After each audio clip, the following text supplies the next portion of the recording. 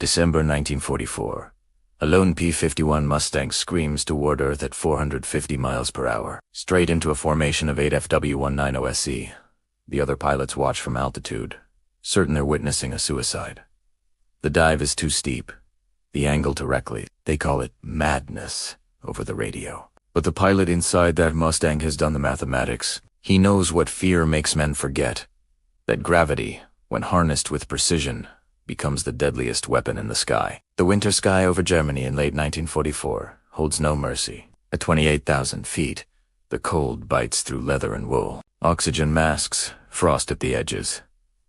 Engine oil thickens. Every breath tastes metallic, thin, wrong. Below, the bombers are bleeding. Flak has torn holes in their formations. FW-190s circle like wolves, patient and disciplined, waiting for stragglers to fall behind. This is the air war in its final, most brutal phase. The Luftwaffe is dying, but dying things fight hardest. German pilots have learned to exploit the Mustang's one weakness: hesitation at high deflection angles. American doctrine preaches caution. Preserve the aircraft. Preserve the pilot. Engage only with a tactical advantage. But doctrine doesn't account for geometry, or for men who see patterns where others see chaos. The 357th Fighter Group has been airborne for 3 hours. Fuel is calculated to the minute. Every gallon burned in combat is a gallon not available for the return to England. The mission is escort, not glory. Stay close to the bombers. Discourage attack. Survive. Then the call comes through.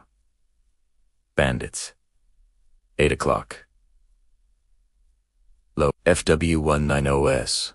Moving in a climbing spiral. Positioning for a beam attack on the B-17SA.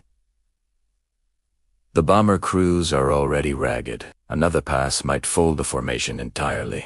The standard response is a shallow dive. Maintain energy. Engage from the flank. Textbook stuff. The kind of maneuver drilled into every pilot from training onward. But one Mustang brakes hard left and rolls inverted. The dive angle is insane, nearly vertical. The others think it's a malfunction, maybe oxygen deprivation. No one attacks like that, not into a prepared enemy formation. Not alone. The radio crackles with confusion, then silence. They watch him fall.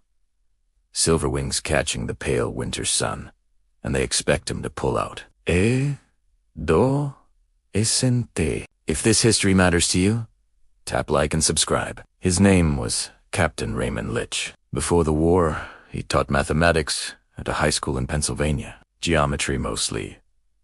Triangles, angles. The logic of space and motion. He didn't dream of flying. He dreamed of proofs. Elegant solutions to problems that seemed at first glance unsolvable. When the draft came, he enlisted in the Army Air Forces. Not out of patriotism, though. He felt that too, but out of curiosity. He wanted to see if the principles he taught could translate into 3 dimensions at 300 miles per hour. He wanted to know if logic could survive chaos. Flight school revealed something unexpected. He was naturally gifted, but not in the way some pilots were, those instinctive gunfighters who flew by feel and fury. Littge flew by calculation. He saw the sky as a coordinate system. Every aircraft a moving point. Every maneuver a vector. His instructors noted it in his file. Precise, methodical, unshakable under pressure. But they also noted something else. He questioned orders, not out of insubordination, but out of curiosity. If a maneuver was taught a certain way, he wanted to know why. What were the assumptions? What if those assumptions changed? His classmates found it annoying. His instructors found it dangerous. The military runs on conformity, and Littge was a man who refused to accept any answer that began with, because we've always done it that way. He graduated near the top of his class and was assigned to the 357th Fighter Group in England. By late 1944, he'd flown 60 missions. He'd seen men die in every way the sky allows. Fire, collision, flak. He'd learned that survival wasn't about bravery. It was about geometry. The man who understood angles lived. The man who didn't burned, and Littge had started to see an angle no one else was using. The problem was this. German fighters had adapted early in the air war. American pilots held every advantage: speed, numbers, firepower. The P-51 Mustang could outrun, outclimb, and outgun almost anything the Luftwaffe fielded. But by late 1944, the surviving German pilots were the ones who'd learned to neutralize those advantages. They stopped dogfighting. Instead, they used slashing attacks, high-speed dives from altitude, a single firing pass, then a climbing turn back to safety. The FW-190 excelled at this. It was heavy, sturdy, and brutally fast in a dive. If a Mustang tried to follow, the German pilot would pull into a tight spiral climb, forcing the American to either break off or bleed energy in a turning fight. He couldn't win. American doctrine adapted with caution. Engage only with an energy advantage. Never follow a diving enemy below 10,000 feet. Preserve fuel and altitude. It worked. It kept losses manageable, but it also meant the bombers kept bleeding, because while the Mustangs stayed high and cautious, the FW-190s kept slipping through. A single German fighter could scatter a bomber box, force evasive maneuvers, and break formation cohesion. Then the flak would find them, or another fighter group would finish the job. Bomber crews started calling it the gauntlet. You could see the enemy. You just couldn't stop him. Littge watched this happen, mission after mission. He watched FW-190s dive through American formations, untouchable, untroubled, because they knew no one would follow. The mathematics gnawed at him. The problem wasn't the aircraft. It was the doctrine. Everyone assumed a near-vertical dive was too dangerous, too fast, too disorienting. But Littge had done the math. A Mustang in a 70-degree dive, properly trimmed, could reach terminal velocity in under 15 seconds. At that speed, deflection shooting became almost impossible for the enemy. You weren't turning. You weren't maneuvering. You were a ballistic, object predictable, unstoppable. And if you timed it right, you could punch through an enemy formation before they even registered you as a threat. He brought it up at a briefing. The squadron commander listened politely, then dismissed it. Too risky. Too much speed. What if you can't pull out? What if the wings fold? What if you black out? Littge tried to explain the physics, the wing loading, the Mustang's structure could handle it. But the commander wasn't interested in theories. He was interested in pilots coming home. So Littge stopped talking about it. But he didn't stop thinking. November 1944. A training flight over the English countryside. The sky's overcast. Visibility poor. No one is watching. Littge climbs to 20,000 feet, levels off, and rolls inverted. He doesn't announce it over the radio. He just noses over and lets gravity take him. The dive is vertical. The altimeter unwinds like a broken clock. The airframe shudders. The controls stiffen. At 400 miles per hour, the Mustang feels less like an aircraft and more like a shell fired from a cannon. The G-forces press him into the seat. His vision narrows. The horizon disappears. At 8,000 feet, he begins to pull out. Slow, steady, no sudden movements. The nose rises. The wings flex, but hold. The pressure eases. He levels off at 3,000 feet. Heart pounding, hands trembling, but alive. The Mustang is intact. The math was right. He does it again the next week, and the week after that. Each time, he refines the technique. He learns the exact throttle setting, the precise angle of trim, the moment to begin the pullout, to avoid blackout. He discovers that the human body can endure more than doctrine assumes, if the mind stays calm, if the logic holds. But logic isn't enough. He needs proof that it works in combat. He needs witnesses. December 5th, 1944. The mission is deep, escort over Merseburg. The sky is crowded. B-17s in tight boxers, Mustangs weaving overhead, and below, climbing fast, 8 FW-190s in a textbook attack formation. This is the moment. Littge doesn't ask permission. He doesn't wait for orders. He rolls inverted, pulls the stick forward, and dives straight at them. The other pilots shout warnings over the radio. They think he's panicking, that he's lost control. At 12,000 feet, Littge is a meteor. The German pilots see him too late. One tries to brake left. It's a futile gesture. At T-speed from this angle. Littge is unstoppable. His 650 caliber machine guns open up. The tracers are a solid line of light, connecting his wings to the Focke-Wulf's engine. The German fighter disintegrates. It doesn't explode. It simply comes apart, shredded by the sheer kinetic energy of the impact. Littge doesn't slow down. He doesn't turn. He flashes through the center of the German formation like a ghost. The other 7 pilots scatter in panic. They've never seen anything like this. A Mustang that attacks from above, from the vertical, with no regard for its own survival. The carefully planned attack on the bombers dissolves into chaos. The wolves are no longer hunting. They are being hunted. Littge pulls out of his dive at 5,000 feet. The G-forces threatening to crush him. Air levels of his Mustang screaming at the edge of its structural limits. He climbs back to altitude, his heart a hammer against his ribs. The radio is a babel of stunned voices. No one understands what just happened. But they saw it. A single Mustang had broken up an entire enemy flight. The German pilots who survived that day told a story of a phantom fighter, a silver devil that fell from the sun. The Americans in the 357th just called it Littge Dive after that day. Doctrine began to change. Other pilots started to practice the maneuver. They learned the math. They saw the logic. Raymond Littge hadn't just won a dogfight. He had solved a problem. He had proven that in the chaos of war, the most powerful weapon isn't always the biggest gun or the fastest plane. Sometimes it's a simple, elegant equation. The Mustang rolls right, and the German formation scatters. Littge hasn't fired a shot. He's still diving, accelerating, cutting through the center of their group like a blade through silk. The closure rate is so high that by the time the Germans even react, he's already past them. Then, he pulls back on the stick. The G-forces slam into him.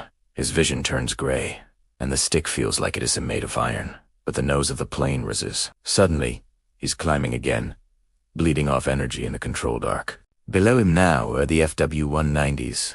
Disorganized, vulnerable. He rolls, dives again, this time at a shallower angle, and his guns finally find metal. Cannon fire rips into the nearest enemy fighter. Pieces fly from its wing. Smoke trails from the engine. The German pilot bails out, his parachute a white blossom against the gray sky. The other 7 scatter and flee. Littge climbs back to altitude. His wingman catches up, his voice shaking with disbelief over the radio, asking what just happened. Littge doesn't answer right away. He's busy checking his gauges, fuel, oil pressure, airframe integrity. Everything is nominal. He calmly tells his wingman, it's just geometry. The squadron commander doesn't believe the after-action report. A single Mustang diving into 8 enemy fighters and scattering them. It sounds like propaganda or maybe delusion, but the bomber crew saw it all. They confirmed the dive. They confirmed the kill. And more importantly, they confirmed what happened next. The entire German formation broke off their attack. 15 B-17s made it home that day that would have been mauled otherwise. The commander calls Littge into his office. He's angry and confused. What you did violated every tactical principle we teach. You could have been killed. You could have lost the aircraft. Why? Littge explains the math. The angles, the speed, the psychological effect. A vertical dive creates a closure rate the enemy can't process. It bypasses deflection shooting entirely. It turns the Mustang into a projectile, and projectiles don't dogfight. They penetrate. The commander listens, processing the radical idea. Then he asks the only question that matters. Can you teach it? Littge says, yes. 2 days later, he's standing in front of the entire squadron. 30 pilots, skeptical and exhausted, stare at diagrams on a chalkboard. Littge draws vectors. He explains energy states, terminal velocity, and control surface loading. Half the room thinks he's insane. The other half just wants to sleep. But then, he shows them the film. Gun camera footage from the mission. The dive, the scatter, the kill. 30 pilots watch in silence as a lone Mustang punches through an enemy formation and emerges untouched. When the lights come back on, No one is skeptical anymore. 3 pilots volunteer to try it under controlled conditions. They go up the next morning with Littge in the lead. Te Klimpto, 25,000 feet of the English Channel. He demonstrates the dive. They follow. One pulls out too early. One nearly blacks out from the Jeep, but the third, a young lieutenant from Ohio, nails it. Perfect angle, perfect speed, perfect recovery. He lands, grinning, hands still shaking. It's like riding lightning, he tells the others. Littge corrects him. It's like understanding lightning. There's a difference week in a week. Half the squadron is practicing the maneuver. They give it a name. The Night's Charge. Littge neither chose nor endorsed it. But the name sticks, and so does the tactic. Fast forward to December 24th, 1944. Christmas Eve. The Luftwaffe launches a surprise counterattack during the Battle of the Bulge. German fighters swarmed the front, targeting Allied ground attack aircraft and struggling bomber formations. The 357th Fighter Group is scrambled in terrible weather. Visibility is near zero. The bombers are scattered. It's chaos. Then, 16 FW-190s appear, diving out of the cloud cover, guns blazing. In response, 6 Mustangs roll inverted in unison and dive straight at them. The Germans don't scatter this time. They try to fight, but the closure rate is overwhelming. The Mustangs punch through, guns hammering. 3 FW-190s fall in the first 10 seconds. The rest break formation. To collide in the confusion, the others flee into the clouds. The bombers escape intact. Not a single American aircraft is lost. The tactic spreads.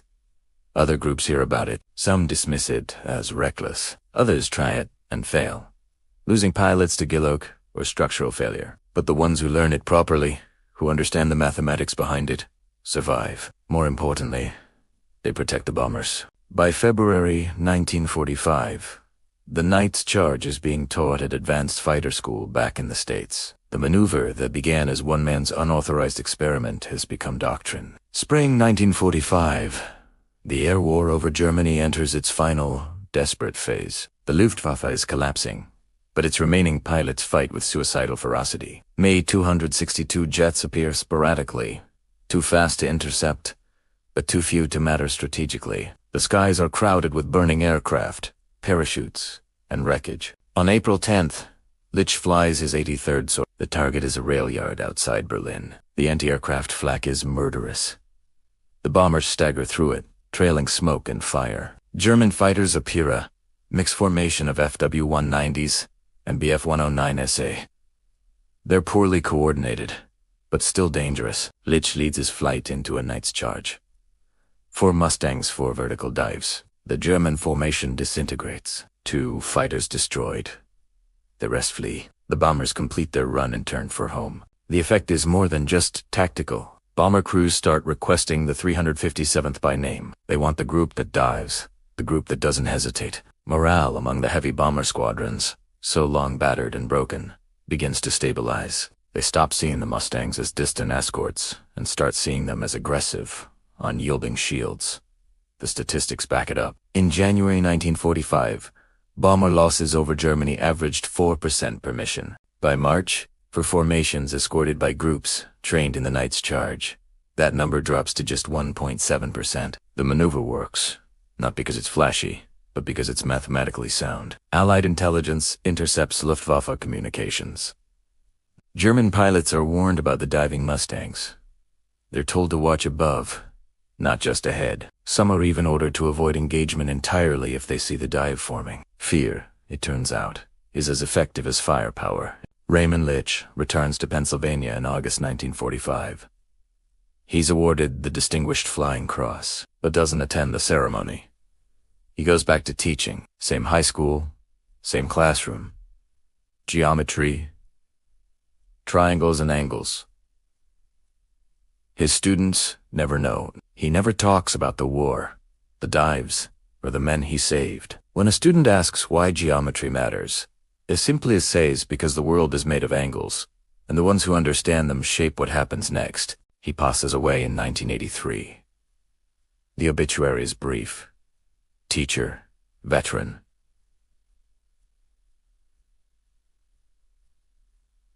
No mention of the night's charge. No mention of the dive that broke 8 fighters and changed doctrine. But in the archives of the Air Force Historical Research Agency, his name appears in 17 different tactical studies. His gun camera footage is still used in training films. The maneuver he proved lives on in modern fighter doctrine, adapted and refined, but rooted in the same principle: speed and geometry, combined with courage and logic, can turn one pilot into an unstoppable force. In the end, what Raymond Littge proved wasn't just about diving. It was about questioning, about refusing to accept fear as a strategy, and about trusting mathematics over tradition. He took the sky as it was, saw what others missed, and bent the rules of engagement until they broke in his favor. Not through recklessness, but through precision. The lesson isn't just that boldness wins wars. It's that logic, when paired with the will to act, can rewrite the terms of survival itself. Littge didn't fight the sky. He understood it. And that understanding, more than any gun or bomb, is what changed the air war over Germany. His legacy isn't written in medals. It is written in the quiet truth that the most dangerous thing in the sky is anti-aircraft. It's the mind inside. Thanks for watching. If you enjoyed this story, make sure to like and subscribe for more.